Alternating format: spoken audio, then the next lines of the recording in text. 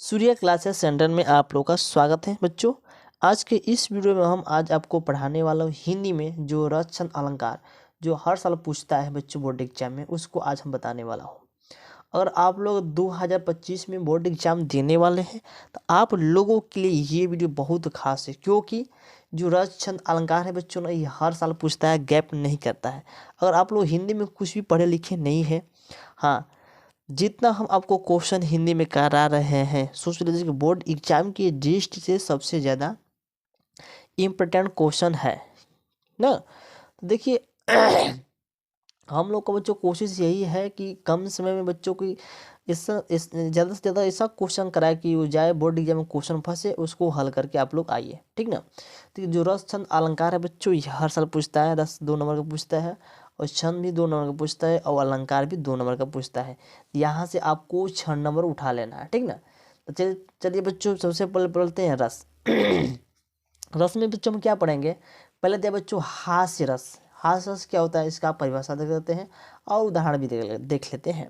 देखिए बहुत इसको अच्छा तरीके से लिखें ताकि इसको भी अच्छे मतलब याद आप लोग कर पाए। देखिए दिया हास्य रस क्या होता है बच्चों, हास्य रस का अस्थायी भाव हास होता है। किसी व्यक्ति की अनोखे रूप, आकार, वेश भूषा आदि को देखकर हृदय में जो आनंद या विनोद भाव का उत्पन्न होता है, वहाँ हास्य रस होता है। क्या होता है बच्चों, हास्य होता है। आपको हास्य की परिभाषा बहुत इतना ही लिखना है, ठीक। चलिए इसका कुछ उदाहरण देख लेते हैं। उदाहरण बच्चों है, नाना वाह नाना वैसा, वैसे शिव समाज निज देखा, ठीक ना। देखिए उदाहरण बहुत छोटा लिए हैं ताकि इसको आप सही तरीके से इसको याद कर पाए और देखते देखते ही याद हो जाएगा। पता है हास्य रस में कुछ प्रॉब्लम दिक्कत तो नहीं है, ये तो क्लियर हो गया। उसके बाद दूसरा आते हैं करुण रस। कि बच्चों करुण रस क्या है, इसको भी देख लेते हैं, ठीक है ना। करुण रस, देखिए करुण रस का स्थायी भाव अशोक होता है, शोक होता है। करुण रस का अस्थायी भाव शोक होता है। किसी अपने प्रिय व्यक्ति के पीड़ित होने होने अनुभव, संचारी भाव आदि के कारण हृदय में जो दुख उत्पन्न होता है वह करुण रस कहलाता है, ठीक ना। कहता है कि जो पीड़ित होने अनुभव, संचारी भाव आदि के कारण हृदय में जो दुख उत्पन्न होता है वह करुण रस कहलाता है, ठीक ना। बच्चों क्या बताते हैं, वो करुण करुण करुण रस कहलाता है। इतना समझ के आप लोग। उसके बाद इसका उदाहरण देख लेते। उदाहरण दिया बच्चों, हे खग मृग हे मधुकर श्रेणी, तुमने देखी सीता मृग नैनी, ठीक ना। समझ रहे, हे खग मृग हे मधुकर श्रेणी, तुम देखी सीता मृग नैनी, ठीक ना। तो यहाँ से आपको 2 नंबर को क्लियर कर लेना है, ठीक ना। रस का बच्चों हास रस है और करुण रस, इसको तो बता दिए। आप चलते हैं छंद पे। देखिए छंद में हमको क्या पढ़ना है, ध्यान दीजिए। छंद में हमको पढ़ना पहले सबसे पहले पढ़ेंगे सोठा। क्या पढ़ेंगे बच्चों, सोठा। देखिए सोठा में बच्चों क्या दिया है, ध्यान से देखिए। यह अर्ध समात्रिक छंद है। यह अर्ध समात्रिक छंद है। इसके प्रथम और तृतीय चरण में 11-11 मात्राएं तथा द्वितीय एवं चतुर्थ चरणों में 13-13 मात्राएं होती है। क्या होती है बच्चों, देखो प्रथम और तृतीय चरण में 13-13 मात्राएं होती है, ठीक ना। और द्वितीय एवं चतुर्थ चरण में 13-13 मात्राएं होती है। आप उदाहरण देख सकते हैं। देखिए जो बच्चों जो एस टाइप का बना है ना, ये क्या है, मतलब ये 2 है और ये क्या है, 1 है। आप इसको गिनकर आप वो समझ सकते हैं। आपको हम बता दिए हैं, जो एस ने बना है इसको 2 बोलते हैं। जो ये है बच्चों क्या है, 1 है, ये 2 है, ये 1 है, तो मेरा कितने हो गया। आप बच्चों इसको ध्यान से पढ़िएगा और मिलाइएगा कि वास्तव में होता है कि नहीं होता है। हम तो पढ़े हैं बच्चों, होता है, कहीं आप लोग नहीं पढ़े होंगे तो ध्यान से इसको देख लीजिएगा, ठीक ना। सोटा के बच्चों ये उदाहरण है, सोटा हो गया। उसके बाद बच्चों रोला पढ़ेंगे। रोला, रोला क्या है, देखिए रोला यह 4 पंक्तियों वाला एक सम्मात्रिक छंद है। बच्चों यह 4 पंक्तियों वाला एक सम्मात्रिक छंद है। इसमें 8 चरण होते हैं। इसके प्रत्येक चरण में 11 और 13 के विराम में 24 मात्राएं होती है। क्या बच्चों, रोला में बच्चों इतना ही लिखना है परिभाषा, कोई बड़ा चीज़ नहीं है। बड़ा चीज़ नहीं लिखे अगर चाहे आप लोग। इस देखिए ये नहीं है कि हम जितना हम लिखे आए हैं वही आप लोग लिखिए। अगर अब सोठा के बारे में कुछ अब अलग तरीके से जानते हैं तो अपने हिसाब से इसको लिख सकते हैं, लेकिन हाँ उससे मिलता जुलता रहना चाहिए और सही से लिखना चाहिए। छंद भी हो गया, यहाँ से 4 नंबर क्लियर हो गया। ठीक, आप चलते अलंकार।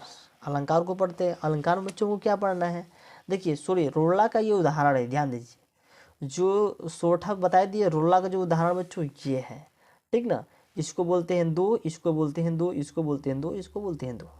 आप लोग इसको पढ़िएगा। जीती जीती हुई निज ने भारत बाजी, निज बोले बोल मेटे विधर्मी मुगल पुराजी, जिनके आगे ठहर सब जगह ने जिहाई है। यहाँ से बच्चों पढ़ लेना। उसके बाद आप पढ़ेंगे अलंकार। अलंकार बच्चों को क्या पढ़ना है? देखिए सबसे पहले पढ़ेंगे उपमा अलंकार। उपमा अलंकार। उपमा अलंकार लिखा है, जहाँ किसी व्यक्ति या वस्तु या व्यक्ति की किसी अन्य वस्तु या व्यक्ति के समान गुणधर्म के आधार पर तुलना की जाए या समानता बताई जाए, वहाँ उपमा अलंकार होता है। क्या होता है बच्चों? वहाँ उपमा अलंकार होता है, ठीक ना। उपमा अलंकार का ये क्या बच्चों परिभाषा है, ठीक ना।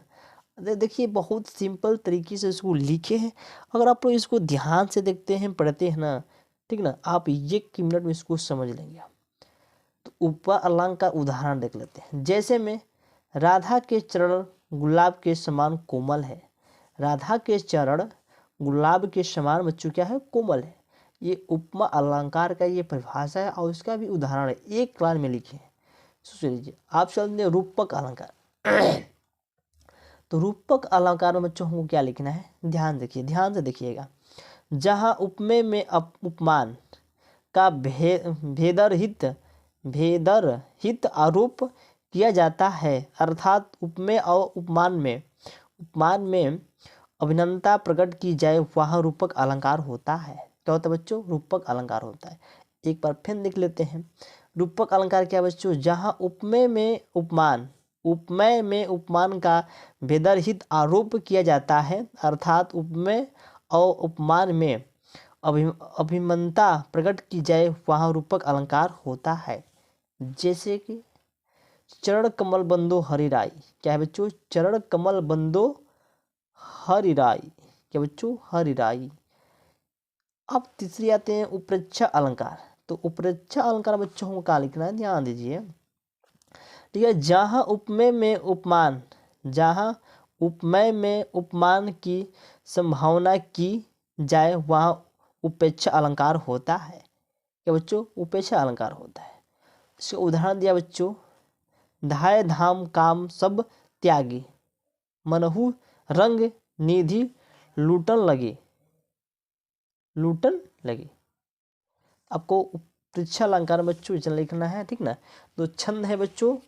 अलंकार में क्या करना? सॉरी, अलंकार में क्या करना है? रूपक अलंकार लिखना है। उसके बाद उपमा अलंकार, रूपक अलंकार और उत्प्रेक्षा अलंकार, इतना लिखना है इसमें। और जो रंग छंद अलंकार बच्चों हम बताए हैं, यहाँ से देख लीजिए ध्यान से। आप स्क्रीनशॉट भी लेके लिख सकते हैं, ठीक ना। बहुत अच्छे तरीके से लिखें ताकि आप लोग इसको याद भी कर पाए और लिख ही पाए। तो यहाँ से बच्चों 6 नंबर आपको यहाँ से क्लियर कर लेना है, ठीक है बच्चों। अगर मेरे चैनल को सब्सक्राइब नहीं किए तो मेरे चैनल को सब्सक्राइब कर लीजिए और बेल आइकन घंटी को दबा दीजिए, ताकि इसी तरह से हर वीडियो का नोटिफिकेशन मिलता रहे। तो चलिए बच्चों, मिलते हैं अगले नेक्स्ट वीडियो में। तब तक जय हिंद, जय भारत।